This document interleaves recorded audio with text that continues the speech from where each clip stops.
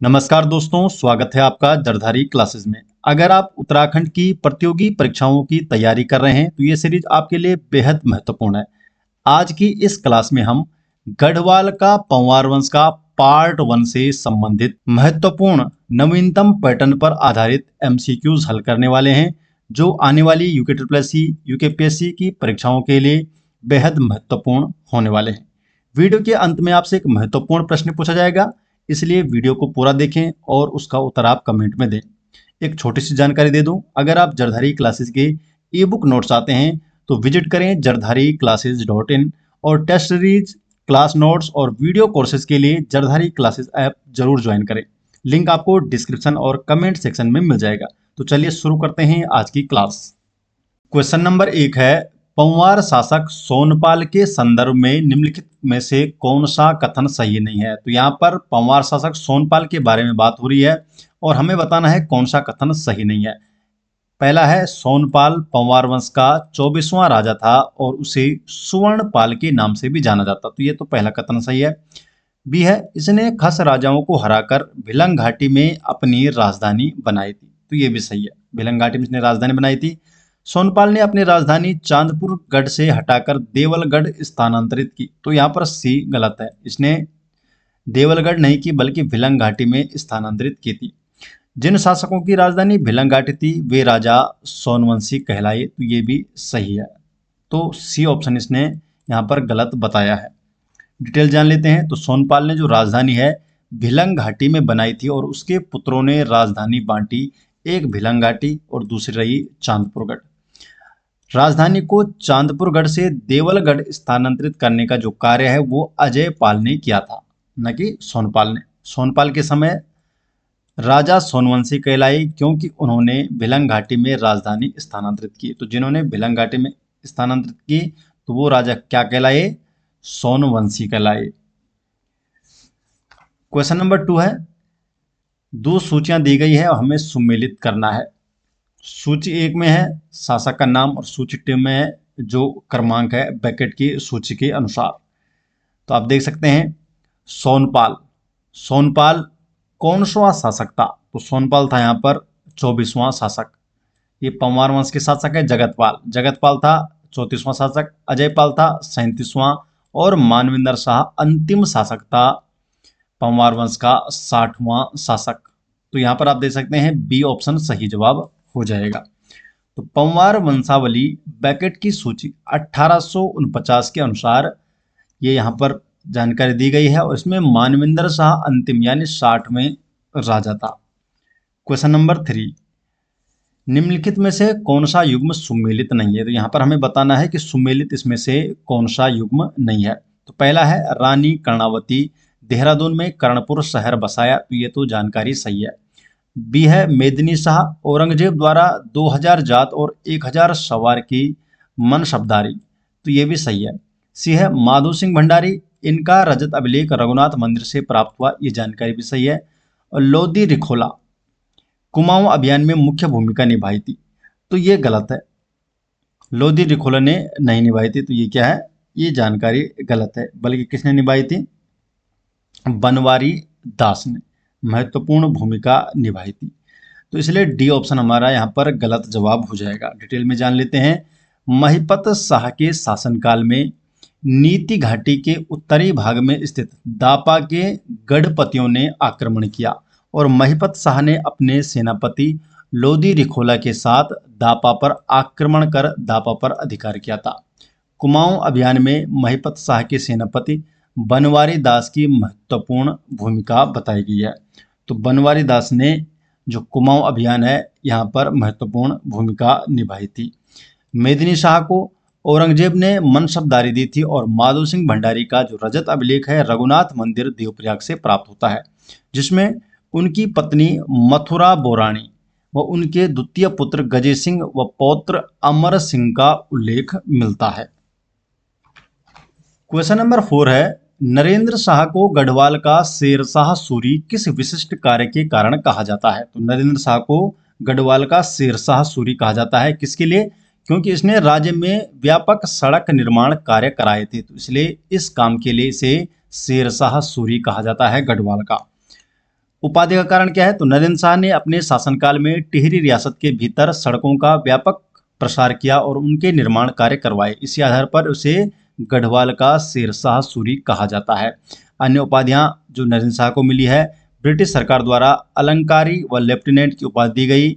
बनारस हिंदू विश्वविद्यालय द्वारा शिक्षा के प्रति प्रेम को देखते हुए 1937 में LLD की उपाधि दी गई नरेंद्र शाह को। क्वेश्चन नंबर 5 है, निम्नलिखित में से कौन सा युग्म सुमेलित नहीं है? तो सुमेलित इसमें से कौन सा युग्म नहीं है? सहजपाल वीर गुणज सुखद प्रजा इसे कहा गया है, सही बात है। बलभद्र शाह को भीमसेन समोबली कहा गया, ये भी सही जानकारी है।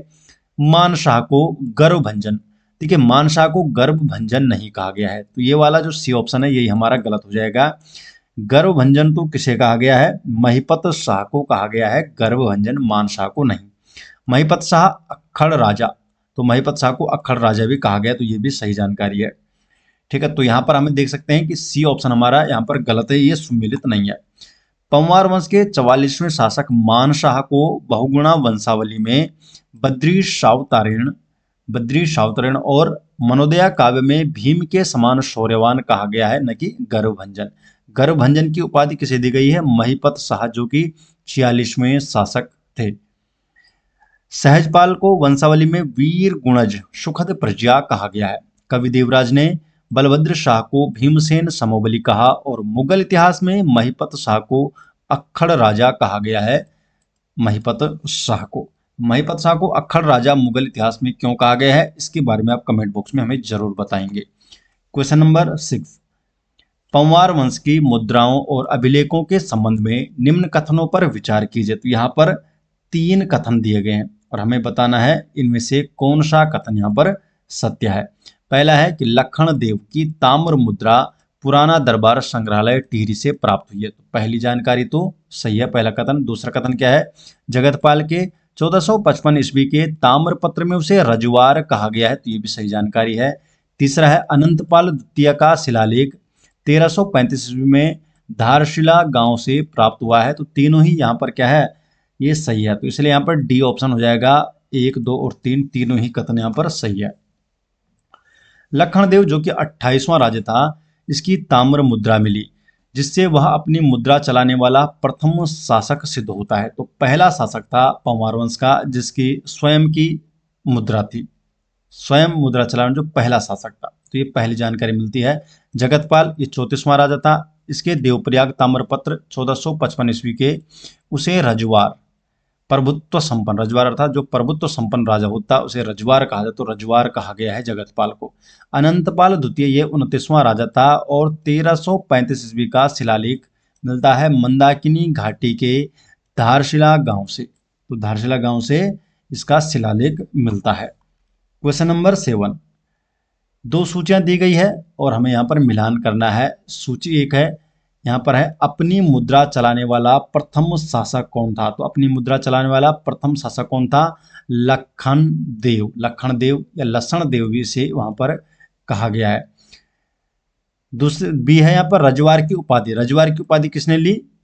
जगतपाल ने, तो रजवार की उपाधि जगतपाल ने ली।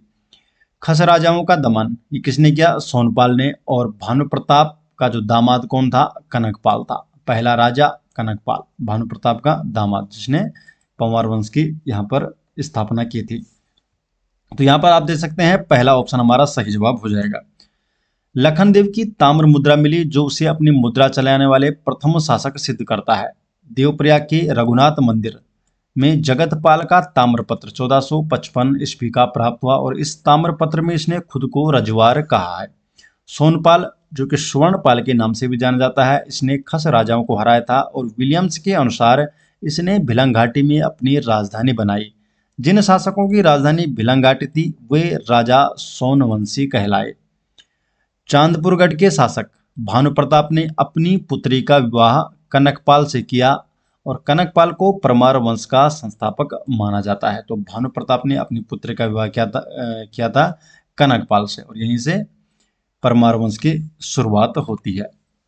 क्वेश्चन नंबर 8, टिहरी रियासत में डोरी पैमाइश नामक भूमि व्यवस्था किस वर्ष लागू की गई थी? जो डोरी पैमाइश नामक जो भूमि व्यवस्था है, ये टिहरी रियासत में किस वर्ष लागू हुई थी? सही जवाब इसका 1916 में। तो बी ऑप्शन यहाँ पर सही जवाब है।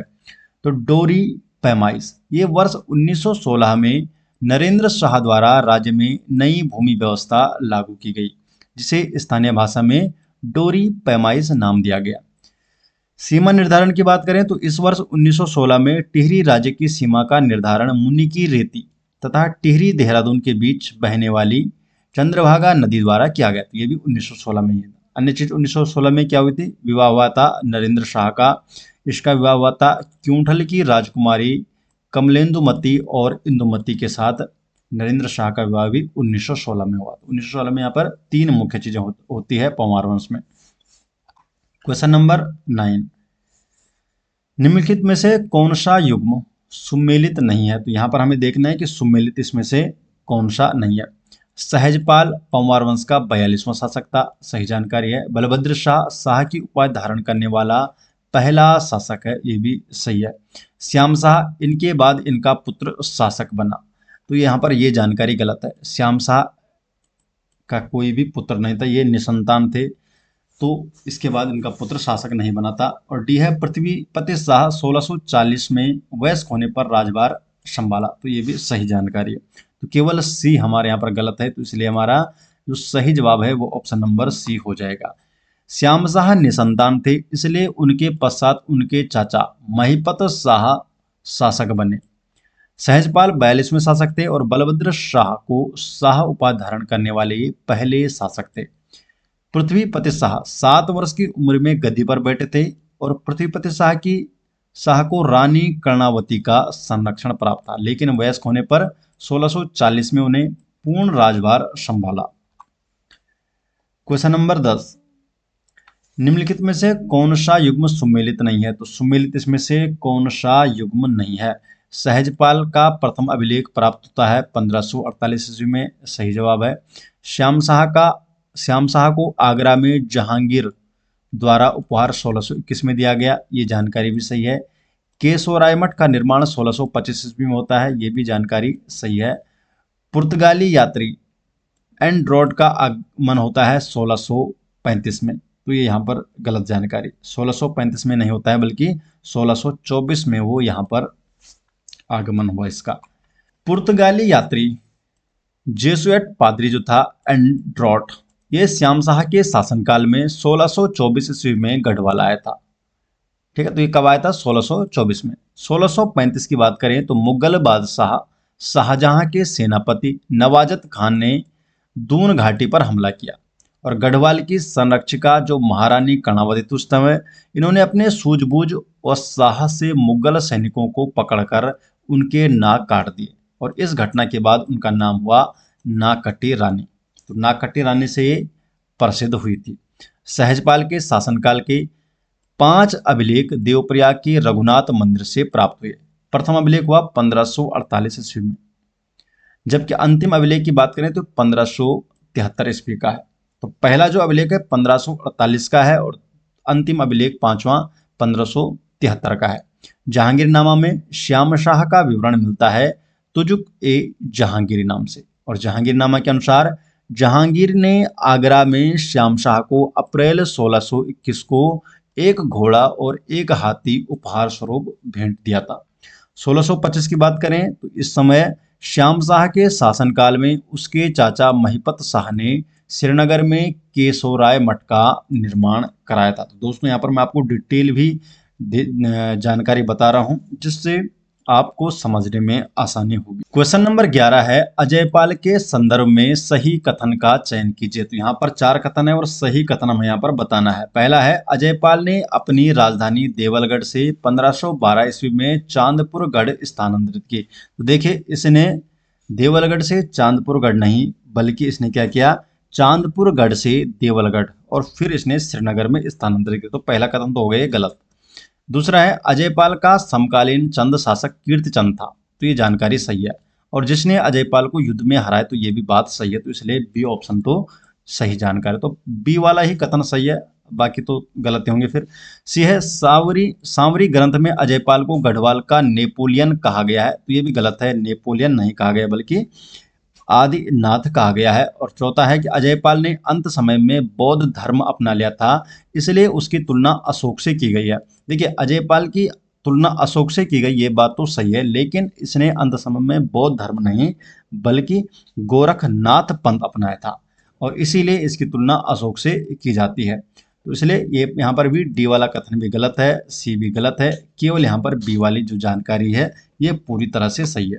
देखा अजयपाल का समकालीन था चंद शासक कीर्तिचंद, और इसने 1491 ईस्वी में इसे यहाँ पर हराया था। अजयपाल ने राजधानी चांदपुरगढ़ से देवलगढ़ और फिर श्रीनगर स्थानांतरित की थी। शामरी ग्रंथ में अजयपाल को कहा गया है आदिनाथ, और अजयपाल ने अंत समय में गोरखनाथ पंथ अपनाया, और इसलिए इसकी तुलना अशोक से की जाती है। क्वेश्चन नंबर 12 है, दो सूचियां दी गई है और हमें सुमेलित करना है। तो यहाँ पर देख सकते हैं पहली सूची में है धारशिला गांव जो कि चमोली में है, तो इसका संबंध किससे है? इस गांव का मंदाकिनी घाटी अनंतपाल द्वितीय से इसका संबंध है। अनंतपाल द्वितीय के यहाँ पर लेख मिले हुए हैं, तो ए का यहाँ पर हो जाएगा 3। बी है मलवा कोट, इसका संबंध है राजधानी परिवर्तन से आनंदपाल, तो बी का यहाँ पर है 1। कौनपुरगढ़ का संबंध है कनकपाल से, और रघुनाथ मंदिर जो कि देवप्रयाग में, इसका संबंध है यहाँ पर जगतपाल के, यहाँ पर इसके ताम्रलेख मिलते हैं, तो इसलिए यहाँ पर ए ऑप्शन सही जवाब हो जाएगा। डिटेल यहाँ पर जान लेते हैं। तो जो धारशिला गांव है चमोली में मंदाकिनी घाटी में स्थित है, जहां से अनंतपाल द्वितीय का लेख मिला। अशोक चल ने वर्ष 1191 ईस्वी में गढ़वाल पर आक्रमण किया, और इस समय गढ़वाल का जो राजा था आनंदपाल था। आनंदपाल को राजधानी चांदपुरगढ़ से मलवा कोट स्थानांतरित करनी पड़ी थी। कौनपुरगढ़ को स्थानीय लोग कनकपाल का गढ़ मानते हैं, और रघुनाथ मंदिर जो कि देवप्रयाग में है, यहाँ पर ताम्रपत्र से जगतपाल द्वारा देवप्रयाग के वैष्णव मंदिरों की पूजा प्रबंधन के लिए किए गए भूमिदान का उल्लेख मिलता है, तो ये जगतपाल से संबंधित था। नेक्स्ट क्वेश्चन है, क्वेश्चन नंबर है 13। नरेंद्र शाह द्वारा स्थापित संस्थाओं और उनके स्थापना वर्षों का कौन सा युग्म यहाँ पर सही सुमेलित नहीं है? तो सही सुमेलित वाला हमें बताना है जो नहीं है। तो देख सकते हैं कृषि बैंक व छात्रवृत्ति निधि 1920 में स्थापित किया गया था, सही जवाब है। टिहरी में प्रथम जनगणना 1981 में हुई, ये भी सही है। सार्वजनिक पुस्तकालय की स्थापना 1923 में हुई थी, तो ये भी जानकारी सही है। और प्रताप इंटर कॉलेज 1925, तो ये 1925 नहीं कि 1940 में हुई थी, तो इसलिए ये जानकारी गलत है, तो इसलिए हमारा डी ऑप्शन ही सही जवाब हो जाएगा। प्रताप इंटर कॉलेज की स्थापना हुई थी 1940 ईस्वी में। 1920 में कृषि बैंक और छात्रवृत्ति निधि की स्थापना। 1921 में टिहरी में पहली बार विधिवत जनगणना कराई गई थी, और 1923 में टिहरी में सार्वजनिक पुस्तकालय और आधुनिक चिकित्सालय की स्थापना की गई थी। क्वेश्चन नंबर 14 है, निम्नलिखित में से कौन सा युग्म सुमेलित नहीं है? तो गंगा नदी के स्रोत हेतु अन्वेषक दल का आगमन हुआ सहजपाल के समय, तो ये तो सही जानकारी है, अकबर ने भेजा था सहजपाल के समय में, ये जानकारी सही है। दापा से हजारों स्वर्ण कलशों को लेकर गौरी मठ में स्थापना की मानशाह ने, ये भी जानकारी सही है। तीसरी है कि नागा साधुओं की हत्या का जो पश्चाताप है ये क्या? महिपत शाह ने, तो ये भी जानकारी सही है। नागा साधुओं की हत्या करने के बाद इसने पश्चाताप किया था। और चित्रकार श्यामदास व हरिदास को आश्रय मेदिनी शाह ने दिया, ये जानकारी गलत है। तो ये जानकारी क्या है आपकी? जो डी ऑप्शन है यही आपका गलत है, बल्कि ये आश्रय किसने दिया था? पृथ्वीपति शाह ने, तो इसलिए हमारा डी ऑप्शन ही सही जवाब हो जाएगा, क्योंकि हमें बताना था कि कौन सा यहाँ पर युग्म सुमेलित नहीं है। दिल्ली से आए जो चित्रकार थे श्यामदास और हरिदास, इनको आश्रय दिया पृथ्वीपति शाह ने, मेदिनी शाह ने नहीं दिया था। पृथ्वीपति शाह ने मुगल शहजादा दारा शिकोह के पुत्र सुलेमान शिकोह के पुत्र को श्रीनगर में संरक्षण दिया था, तो ये काम पृथ्वीपति शाह ने किए हैं। श्यामदास और हरिदास को भी आश्रय दिया है, और मुगल शहजादा दारा शिकोह के पुत्र सुलेमान शिकोह को भी यहाँ पर श्रीनगर में संरक्षण दिया। मेदिनी शाह ने तो सुलेमान शिकोह को औरंगजेब को सौंपा था, और पृथ्वीपति शाह ने अपने पुत्र मेदिनी शाह के इस कृत्य से बहुत दुखी हुआ और उसने अपने पुत्र को राज्य से तब बेदखल कर दिया था। तो देखिए मेदिनी शाह अपने पिता के विरुद्ध गया और उसने सुलेमान शुकोह को क्या कर दिया, औरंगजेब को सौंप दिया था। और इस कारण से मेदिनी शाह को क्या है, अपना राज्यपाट को त्यागना पड़ा। और यहाँ पर इसका जो उत्तराधिकारी पद है इससे भी इसे वंचित कर दिया गया है। ठीक है, किसे, मेदिनी शाह को। और इस कारण मेदिनी शाह को अपना जो शेष जीवन मुगल दरबार में बिताना पड़ा और 1661 में मेदिनी शाह की मृत्यु मुगल दरबार में ही हो गई थी। अकबर ने गंगा स्रोत दल सहजपाल के समय भेजा था खोज करने के लिए, और स्वर्ण कलश मानशाह ने स्थापित किए थे। क्वेश्चन नंबर 15, निम्नलिखित में से कौन सा युग्म सुमेलित नहीं है? तो यहाँ पर हमें बताना है सुमेलित इसमें से कौन सा नहीं है। पहला है बघाणगढ़, जो ग्वालदम युद्ध है, इसमें चंद सेनापति पुरुष पंत मारा गया, ये जानकारी सही है। दापा अभियान मानशाह के समय हुआ, शासक काकुआ मोर पर स्वर्ण व चौशंगा मेढ़ा का कर लगाया मानशाह ने दापा अभियान के समय, तो ये भी जानकारी सही है। कोसी का युद्ध 1634 में, इसमें महिपत शाह और सेनापति बनवारी दास की मृत्यु हुई। महिपत शाह और सेनापति बनवारी दास की यहाँ पर मृत्यु होती है, तो सी ऑप्शन भी यहाँ पर ये जानकारी सही है। डी है कि दून घाटी आक्रमण 1655 ईस्वी में मुगल सेनापति नवाजत खान द्वारा आक्रमण किया गया, तो ये जानकारी गलत है। यहाँ पर जो दून घाटी जो आक्रमण हुआ था 1655 में, ये नवाजत खान ने नहीं बल्कि खलीलुल्लाह खां के नेतृत्व में हुआ था। तो इसलिए हमारा यहाँ पर डी ऑप्शन ये सुमेलित नहीं है, तो इसलिए हमारा सही जवाब ही डी हो जाएगा।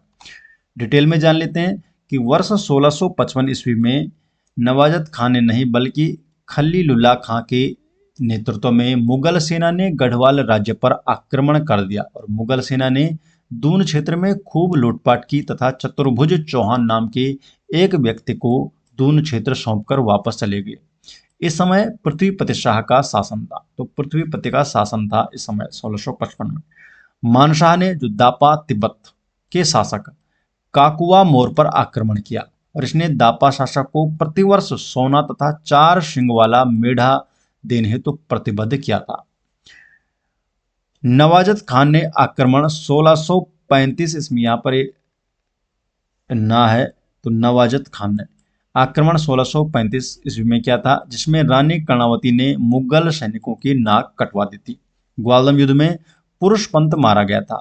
और कोसी युद्ध काकुआ मोर युद्ध, ठीक है, यहाँ पर काकुआ मोर है, ये क्या है, शासक है, और ये काकुआ मोर युद्ध की बात हो रही है, अलग अलग चीजें, ठीक है। तो ये ग्वालदम युद्ध की बात हो रही है और ये दापा तिब्बत अभियान की बात हो रही है। तो यहाँ पर कोसी युद्ध काकुआ मोर युद्ध में महिपत शाह वीरगति को प्राप्त हुए थे। नेक्स्ट क्वेश्चन है क्वेश्चन नंबर 16, सरोला ब्राह्मण प्रथा की शुरुआत का मूल उद्देश्य क्या था? तो जो सरोला ब्राह्मण नामक जो प्रथा थी, तो इसका मूल उद्देश्य क्या था? सेना में विभिन्न वर्णों के बीच खान पान के भेदभाव को समाप्त कर सैन्य अभियान को सुचारू बनाना। तो ये बी ऑप्शन इसका सही जवाब है। ये किसके समय हुई थी? अजयपाल के शासनकाल में। तो अजयपाल की सेना में विभिन्न जातियों के लोग थे, जिसमें खान पान को लेकर भेदभाव था, जिससे सैन्य अभियानों में शिथिलता आती थी। इस समस्या के समाधान हेतु अजयपाल ने सरोला ब्राह्मण प्रथा शुरू की, जो कि आज भी देखने को मिलती है। जिनके हाथ से बना जो भोजन था इसे शुद्ध माना जाता और सभी वर्णों के लिए मान्य था। क्वेश्चन नंबर 17, टिहरी रियासत की राज्य प्रतिनिधि सभा 1923 के अध्यक्ष और उपाध्यक्ष पद पर कौन आसीन होते थे? तो कौन आसीन होते थे? सही जवाब है, जो अध्यक्ष होता वो होता राजा, और उपाध्यक्ष होता कुंवर विचित्र शाह। तो यहाँ पर अध्यक्ष राजा हुआ और उपाध्यक्ष कुंवर विचित्र शाह था। तो बी ऑप्शन इसका सही जवाब हो जाएगा। स्थापना की नरेंद्र शाह ने वर्ष 1923 में राज्य प्रतिनिधि सभा की स्थापना की थी, और इस सभा का अध्यक्ष स्वयं राजा होता, अर्थात नरेंद्र शाह स्वयं राजा, तत्कालीन राजा, और इसके उपाध्यक्ष का पद कुंवर विचित्र शाह के पास था। उद्देश्य क्या था? यह सभा राज्य के प्रशासनिक कार्यों और जनता के प्रतिनिधित्व के लिए एक औपचारिक निकाय थी। क्वेश्चन नंबर 18, दो सूचियां दी गई है। सूची एक में यहाँ पर शासक हैं और सूची टू में यहाँ पर इनके जो संबंधित तथ्य हैं। तो सूची एक में कनकपाल की बात करते हैं। तो कनकपाल, इसका संबंध किससे है? तो इसका संबंध है यहाँ पर, इस कनकपाल ने तो परमार वंश की स्थापना की थी 888 ईस्वी में, तो बी 2 हो जाएगा इसका। फिर है सोनपाल। सोनपाल ने भिलंग घाटी में राजधानी स्थानांतरित की, बनवाई, और यहाँ पर ये सोनवंशी कहला, मतलब इसने दो भागों में राजधानी को बांटा, एक भिलंग घाटी और एक पहली जो थी चांदपुरगढ़। तीसरी है यहाँ पर लखन देव। लखन देव का संबंध किससे? इसने ताम्र मुद्रा जारी करने वाला ही प्रथम शासक था। अजयपाल, इसने 52 गढ़ों का एकीकरण किया और धूली पाथा, इसका भी प्रचलन यही लाया था अजयपाल। तो यहाँ पर आप देख सकते हैं, ए का यहाँ पर 2 हो गया, बी का 3, सी का 4 और डी का 1। तो ए ऑप्शन यहाँ पर सही जवाब हो जाएगा। कनकपाल 888 ईस्वी में, ऐतिहासिक स्रोतों के अनुसार कनकपाल 887 ईस्वी में गुर्जर प्रदेश, गुजरात महाराष्ट्र से तीर्थाटन पर आया और 888 ईस्वी में चांदपुरगढ़ चमोली में परमार वंश की इसने नींव रखी। सोनपाल भिलंग घाटी से संबंधित है कि सोनपाल, जिसे सुवर्णपाल के नाम से भी जाना जाता है, तो पंवार वंश के 24वां राजा था। और विलियम्स के अनुसार इसने अपनी राजधानी भिलंग घाटी स्थानांतरित की, जिससे इसके वंशज सोनवंशी कहलाए। लखनदेव के बारे में बात करें तो ताम्र मुद्रा मिलती है इसकी। लखनदेव जो कि लसण देव के नाम से इसकी ताम्र मुद्रा, मतलब इसकी ताम्र मुद्रा में से लसण देव लिखा गया है। ये पंवार वंश का 28वां शासक था। इसकी लसण देव नाम की ताम्र मुद्रा प्राप्त हुई, जो ये सिद्ध करती है कि ये अपनी मुद्रा चलाने वाला पहला स्वतंत्र पंवार शासक था। अजयपाल एकीकरण के लिए जाना जाता है। इसने 52 गढ़ों का एकीकरण किया। ये 37वां राज्य था और 52 गढ़ों को जीतकर एक छत्र गढ़वाल पर इसने राज्य किया। धूली पाथा, अजयपाल ने मापन के लिए धूली पाथा पैमाना, जो कि लगभग 2 केजी का होता है और आज भी ये प्रचलित है उत्तराखंड में, तो इसने 2 किलो का ये धूली पाथा पैमाना चलाया और आज भी गढ़वाल में प्रचलित है। देवलगढ़ शिलालेख में इसे धर्मपाथी भी कहा जाता है। क्वेश्चन नंबर 19 है, निम्नलिखित कथनों पर विचार कीजिए। तो यहाँ पर 2 कथन दिए गए हैं और हमें बताना है कि इसमें से कौन सा कथन सही है। कथन ए क्या कहता है कि फतेहपति शाह के प्रारंभिक शासनकाल 1664 से 68 में उसके दादा पृथ्वीपति शाह ने संरक्षक के रूप में कार्य किया। तो ये तो जानकारी सही है। फतेहपति के जो दादा थे ये संरक्षक पृथ्वीपति शाह थे और इन्होंने संरक्षक के रूप में कार्य किया। कथन 2 है कि राजमाता कटोची देवी के संरक्षण काल में जनता पर हुए अत्याचारों को कठित गर्दी कहा जाता है।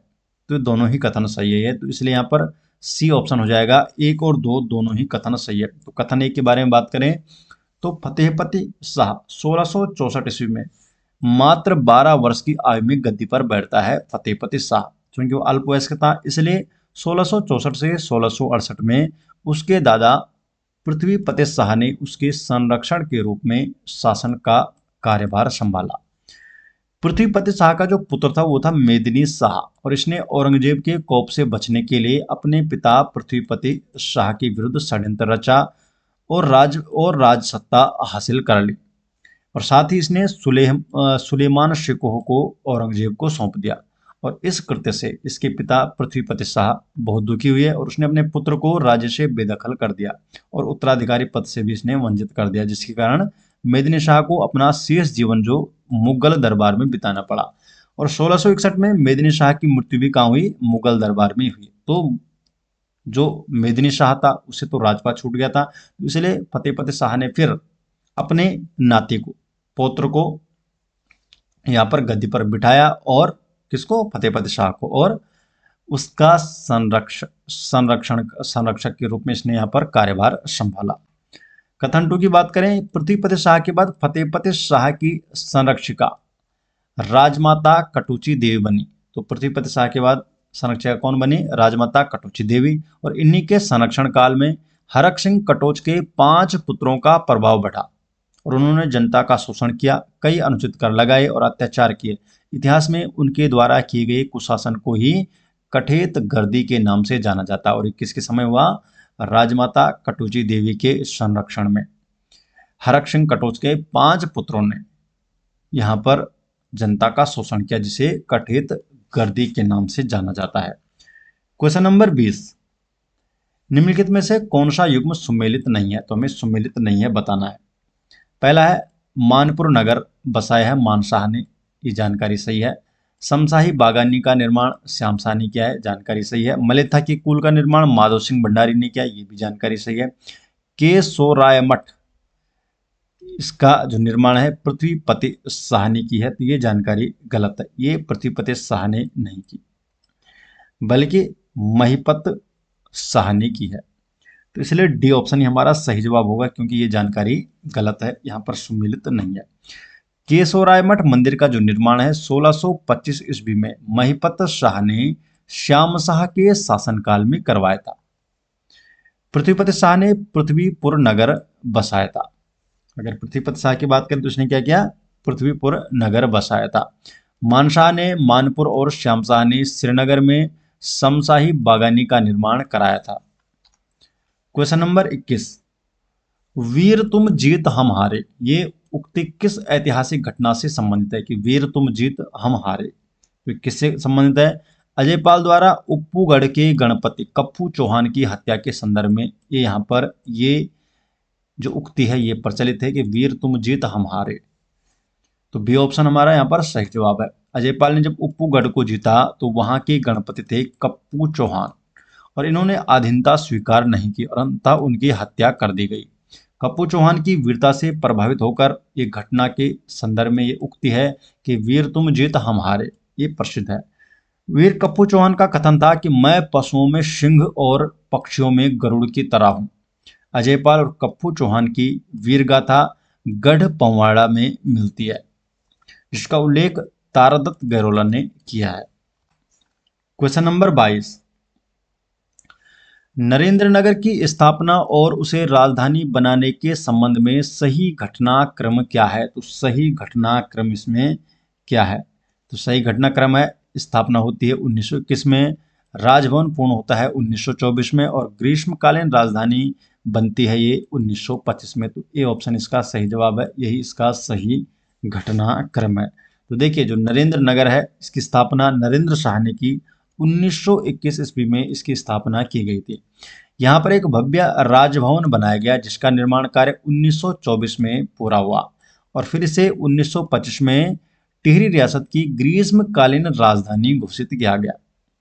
राजमाता नेपोलिया ने 1942 में इसी नरेंद्र नगर में बालिकाओं के लिए एक कन्या पाठशाला खोली थी, राजमाता नेपोलिया ने। क्वेश्चन नंबर 23, यहाँ पर दो सूचियां दी गई है और हमें यहाँ पर क्या करना है? सूचियों का मिलान करना है। सूची एक में है सहजपाल, इसका संबंध किससे है? तो सहजपाल के समय अकबर का अन्वेषक दल यहाँ पहुंचा था गंगा के स्रोत को खोजने के लिए। तो ए का हो गया 2। बलभद्र शाह भीमसेन समोबली से कहा गया है। श्याम शाह को जहांगीर द्वारा हाथी घोड़ा भेंट किया गया, और महिपत शाह को यहाँ पर अक्खड़ राजा कहा गया है। ये शाहजहां का समकालीन था और इसे अक्खड़ राजा यहाँ पर कहा गया है महिपत शाह को। तो आप देख सकते हैं बी ऑप्शन सही हो जाएगा 2413। सहजपाल अकबर के समय का था ये, और ये अकबर का समकालीन था। इसके समय अकबर ने गंगा नदी के उद्गम को खोजने के लिए एक अन्वेषक दल गंगोत्री भेजा था। बलभद्र शाह भीमसेन समोबली के नाम से जाना जाता है, ये भी अकबर का समकालीन था, और कवि देवराज ने इसकी शारीरिक शक्ति और युद्ध कौशल के कारण से भीमसेन समोबली अर्थात भीम के समान बली कहा। यह शाह की उपाधि धारण करने वाला भी पहला राजा था। श्याम शाह जहांगीर के समय की बात है। जहांगीरनामा तुजुक ए जहांगीरी के अनुसार जहांगीर ने अप्रैल 1621 में आगरा में श्याम शाह को एक घोड़ा और एक हाथी उपहार में दिया था।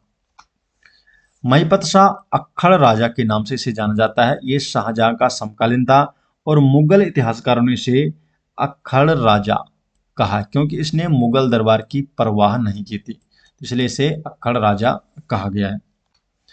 क्वेश्चन नंबर 24, निम्नलिखित में से कौन सा युग्म सुमेलित नहीं है? तो हमें बताना है कि सुमेलित इसमें से कौन सा युग्म नहीं है।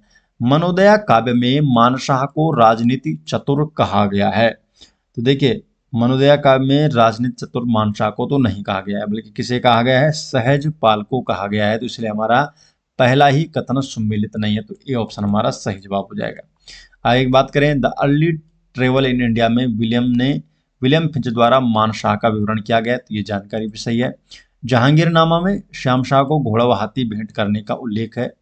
और मोलाराम का कथन क्या है कि महिपत शाह को इसने महाप्रचंड भुजदंड राजा कहा है। तो और तो सभी जानकारी ये सही है। मनोदया काव्य में राजनीतिक चतुर की संज्ञा सहजपाल को दी गई है। मनोदया काव्य में मानशाह को समुद्र के समान गंभीर और सूर्य के समान तेजस्वी बताया गया है। तो मानशाह का भी जिक्र है इसमें। और क्या कहा गया है मनोदया काव्य में, मानशाह को समुद्र के समान गंभीर और सूर्य के समान तेजस्वी बताया गया है। क्वेश्चन नंबर 25, अजयपाल की तुलना विभिन्न पौराणिक पात्रों और ऐतिहासिक व्यक्तियों से की गई है, निम्न में से कौन सा युग्म असंगत है। मनोदया काव्य में अजयपाल की तुलना कृष्ण, कुबेर, युधिष्ठिर, भीम से तुलना की गई है, तो ये भी सही है। मनोदया काव्य में कहा गया है अजयपाल को कृष्ण, कुबेर, युधिष्ठिर, भीम से तुलना। शांवरी ग्रंथ में आदिनाथ या आदिगुरु कहा गया, ये भी जानकारी सही है। डब्ल्यू ब्रिज क्या कहता है कि गोरक्ष पंथियों के 10 संप्रदायों में से एक का संस्थापक अजयपाल है, तो ये भी जानकारी सही है। डब्ल्यू ब्रिज कहते हैं कि गोरक्ष पंथियों के 10 संप्रदायों में से एक का संस्थापक कौन है, अजयपाल है, तो ये भी जानकारी सही है। देवलगढ़ शिलालेख में गढ़वाल का बिस्मार्क कहा गया है इसे, तो ये गलत है। देवलगढ़ जो गढ़वाल का बिस्मार्क है तो एक उपमा है, इसमें शिलालेख, किसी भी शिलालेख में ये जानकारी नहीं मिलती, तो इसलिए ये वाला कथन हमारा गलत हो जाएगा। शिलालेख में नहीं कहा गया कहीं पर भी कि गढ़वाल का ये बिस्मार्क है अजयपाल के बारे में। तो इसलिए हमारा पहला ए बी सी कथन तो यहाँ पर सुमेलित है, लेकिन डी वाला यहाँ पर असंगत है, तो इसलिए सही जवाब भी डी हो जाएगा। देवलगढ़ शिलालेख में अजयपाल को धर्मपाथी, धुली पाथा के संदर्भ में इसे धर्मपाथी कहा गया है। यहाँ पर धर्मपाथी का उल्लेख है देवलगढ़ शिलालेख में अजय से संदर्भ में। गोरखनाथ पर अपनी प्रसिद्ध पुस्तक गोरखनाथ एंड ए कनफटा योगीज में डब्ल्यू ब्रिग्स ने अजयपाल को गोरक्ष पंथियों के 10 संप्रदायों में से एक का संस्थापक माना है। और कवि भरत ने अपनी पुस्तक मनोदया काव्य में इसकी तुलना किसे की है, कृष्ण, कुबेर, इंद्र, युधिष्ठिर और भीम से इसकी तुलना की गई है। ठाकुर सूरवीर सिंह के शांवरी ग्रंथ में, तो जो शांवरी ग्रंथ किसकी है, सूरवीर सिंह की है, अजयपाल को आदिनाथ या आदि गुरु कहा गया है। गढ़वाल का बिस्मार्क भी कहा जाता है अजयपाल को, आधुनिक ऐतिहासिक उपमा है और ये किसी शिलालेख में नहीं लिखी गई है, तो इसलिए हमारा डी ऑप्शन यहाँ पर गलत हुआ है। क्वेश्चन नंबर 26, रवाई कांड जिसे तिलाड़ी कांड के नाम से भी जानते हैं, इसके संबंध में निम्नलिखित कथनों पर विचार करें और असत्य कथन चुनें। तो हमें क्या बताना है, असत्य कथन बताना है। देखिए, जो रवाई तिलाड़ी कांड है, ये घटना 30 मई 1930 को यमुना नदी के किनारे हुई थी, तो जानकारी बिल्कुल सही है, पहला कथन तो सत्य है। इसे उत्तराखंड का जलियांवाला बाग कहा जाता है, ये भी जानकारी सही है। गोली चलाने का आदेश राजा नरेंद्र शाह ने स्वयं दिया था, तो ये जानकारी गलत है। नरेंद्र शाह ने नहीं दिया था, बल्कि इनके जो दीवान थे चक्रधर जुयाल, उसने यहाँ पर गोली चलाने का आदेश दिया था, तो इसलिए हमारा सी ऑप्शन ही सही जवाब हो जाएगा, क्योंकि यही आपका असत्य कथन है। उस समय राजा नरेंद्र शाह यूरोप की यात्रा पर गए थे, तो ये भी सही है। तो असत्य कथन की बात करें तो गोली चलाने का जो आदेश है वो राजा ने नहीं, बल्कि उनके दीवान चक्रधर जुयाल ने दिया था। राजा उस समय यूरोप यात्रा पर थे और घटना से अनभिज्ञ थे, उनको घटना के बारे में कोई जानकारी नहीं थी। 30 मई 1930 को यमुना नदी के किनारे वन कानूनों का विरोध कर रहे आंदोलनकारियों पर दीवान चक्रधर जुयाल ने गोली चलाई। इस क्रूरता के कारण इस घटना को उत्तराखंड का जलियांवाला बाग और चक्रधर जुयाल को उत्तराखंड का जनरल डायर कहा जाता है। तो उत्तराखंड का जनरल डायर कौन है, चक्रधर जुयाल है। क्वेश्चन नंबर 27, टिहरी रियासत के अंतिम राजा मानवेंद्र शाह द्वारा शांति रक्षा अधिनियम पीस प्रोटेक्शन एक्ट कब लागू किया, तो कब लागू किया गया, 28 अप्रैल 1947 को। तो ए ऑप्शन इसका सही जवाब है। डिटेल जान लेते हैं। तो मानवेंद्र शाह ने 28 अप्रैल 1947 ईस्वी को शांति रक्षा अधिनियम लागू किया। उद्देश्य क्या था? तो उद्देश्य था रियासत और राजा के विरुद्ध हो रहे विद्रोहों का दमन करना।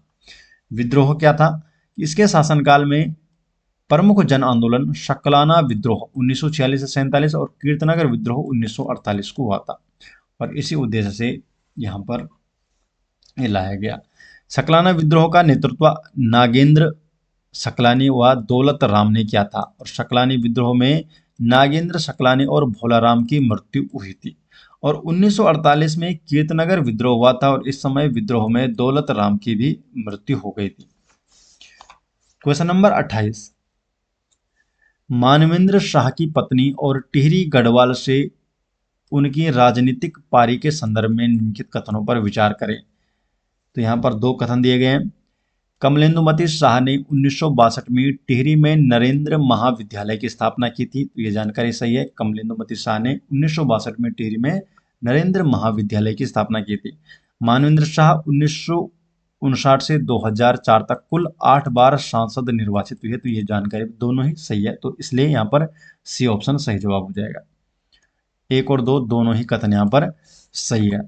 मानवेंद्र शाह टिहरी रियासत के क्या थे? अंतिम राजा थे, और 8 बार के ये टिहरी यहाँ पर क्या है कि सांसद भी रहे हैं।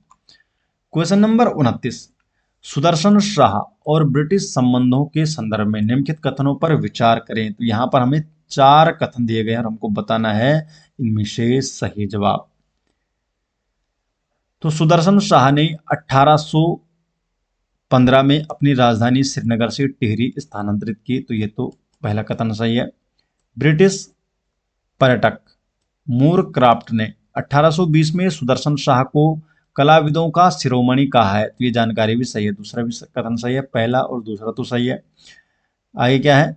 तीसरा क्या कहता है कि 1824 में रवाई क्षेत्र को टिहरी रियासत में शामिल किया गया था। तो ये भी जानकारी सही है, तो तीसरा कथन भी आपका सही है। चौथा क्या है? सुदर्शन शाह ने 1857 के स्वतंत्रता संग्राम में अंग्रेजों के विरुद्ध विद्रोह किया था। तो ये तो गलत है, ये तो अंग्रेजों के साथ था। ठीक है, तो इसलिए फोर्थ वाला कथन गलत हो जाएगा। तो इसलिए हमारा क्या है? पहला, दूसरा और तीसरा। तो बी वाला ऑप्शन सही जवाब हो जाएगा, केवल 1, 2 एंड 3। सुदर्शन शाह ने अपनी राजधानी श्रीनगर से हटाकर भागीरथी भिलंगना के संगम पर स्थित टिहरी नामक स्थान पर बसाई। टिहरी राजधानी की स्थापना हुई 30 दिसंबर 1815 को। मूर क्राफ्ट का कथन क्या है कि 6 फरवरी 1820 को ब्रिटिश पर्यटक मूर क्राफ्ट टिहरी पहुंचा। उसने वर्णन किया कि उस समय राज्य में छोटे छोटे भवन थे और उसने सुदर्शन शाह को कलाविदों का शिरोमणि कहा है। वर्ष 1824 में रवाई परगने को टिहरी रियासत में शामिल किया गया, और 1857 की जो क्रांति थी, इस समय सुदर्शन शाह ने इस क्रांति में ब्रिटिशों का विरोध नहीं बल्कि भरपूर साथ दिया था। इसलिए हमारा जो फोर्थ कथन है वो गलत हो गया था। 4 मार्च 1820 को सुदर्शन शाह और ब्रिटिश सरकार के बीच एक संधि हुई थी। संधि क्या थी कि जिसमें राजा और उसके वंशजों का अधिकार स्वीकारा गया था,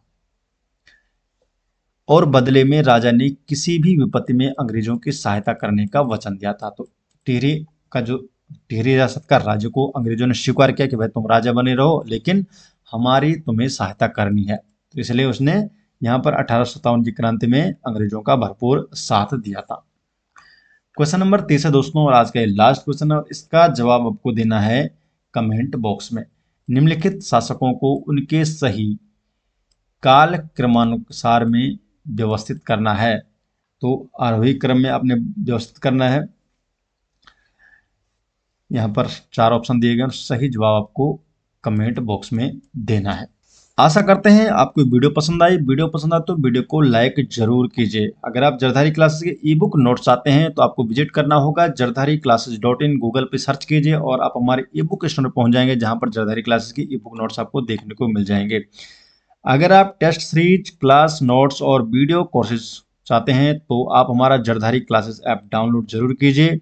इसका लिंक आपको डायरेक्ट डिस्क्रिप्शन में दिया गया है, और कमेंट सेक्शन में भी आपको इसका लिंक मिल जाएगा। तो आप जरूर चेकआउट कीजिए कमेंट सेक्शन में, और वहाँ पर जरधारी क्लासेस ऐप को इंस्टॉल कीजिए। और जरधारी क्लासेस के उसमें काफ़ी सारे कोर्सेज हैं, टेस्ट सीरीज हैं, वहाँ पर आप फ्री टेस्ट सीरीज हैं और वहाँ पर आप टेस्ट भी देख सकते हैं और अपना स्कोर वहाँ पर चेक कर सकते हैं कि कैसी आपकी तैयारी चल रही है। तो मिलते हैं दोस्तों नेक्स्ट वीडियो के साथ, तब तक के लिए आपका बहुत बहुत धन्यवाद।